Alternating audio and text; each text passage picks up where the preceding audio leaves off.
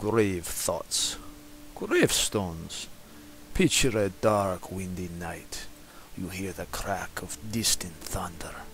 Leaves crunch as you approach the cemetery. As you open the creaky cast iron gate to the cemetery, a cat lets out a banshee shriek and boards right past you. You get the picture. Besides, we're running out of clichés. Few things are spookier than cemeteries, gravestones, and our bad creative writing. And you thought math was hard. Death is a tough subject. It's like looking at your bills to pay pile. Eventually you'll have to deal with it, but there are so many other things you would prefer to be doing first. One epitaph put it this way: death is a debt to nature's due, which I have paid, and so must you. Creaky, so even in death we are still haunted by our debts. Hopefully you have the metal to stay with us as we step through the cemetery gates and into the world of gravestones, headstones, and crypts. This is one Halloween symbol that will make our traditional ancient Greek, Roman, and Celtic friends look like the new kids on the Halloween block. Stones in the Stone Age. Neanderthals and early man left indicators of memorializing those who passed away by performing various burial rituals. It appears they frequently took great pains to ensure that their fellows were buried in deep caves and pits. There were some very practical as well as spiritual reasons for memorializing the dead. Clearly, people need to show respect and remembrance for the departed, but proper interment is also theorized, reduced the spread of disease, and kept scavengers from, well, scavenging. What good are you? The first headstones and markers were not much more than heavy stones placed over the burial site. The conjecture here has been twofold. One, reduces scavenger success rate.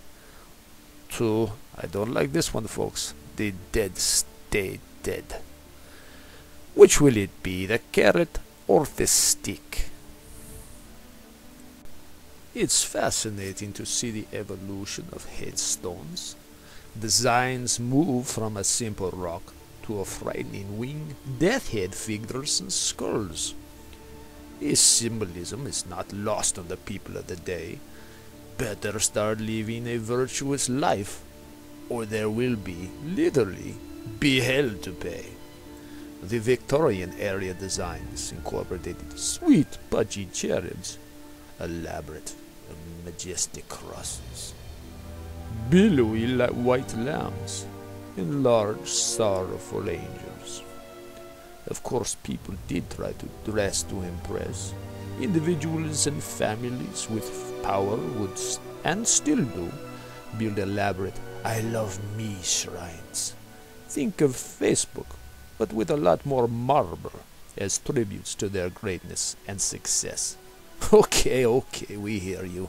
We'll try to stay focused on how all this relates to Halloween. People are dying to see your Halloween decorations. Today, as we rapidly approach Halloween, people are in their garages and in their workshops preparing to build their own Halloween graveyards.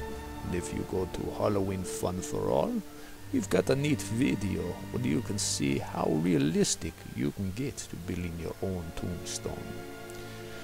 And what would a tombstone be like if it failed to have a personalized, witty inscriptions, such as, "Here lies the pillberry dose boy, he will rise again."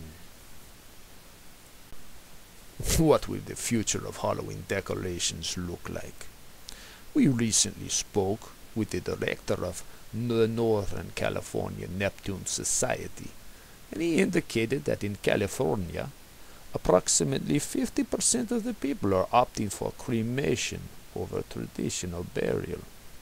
So perhaps in the coming years, people will be yearning for a different type of lawn decoration.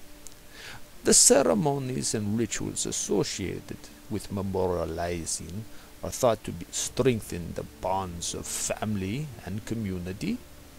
Grieving is a very natural part of how humans and some animal species cope with death, till the bitter end.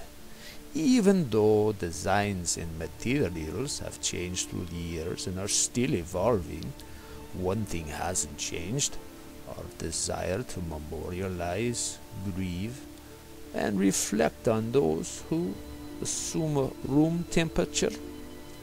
As someone put it, death must be great, because no one has come back from it yet. Well, at least that is until we run out of rocks.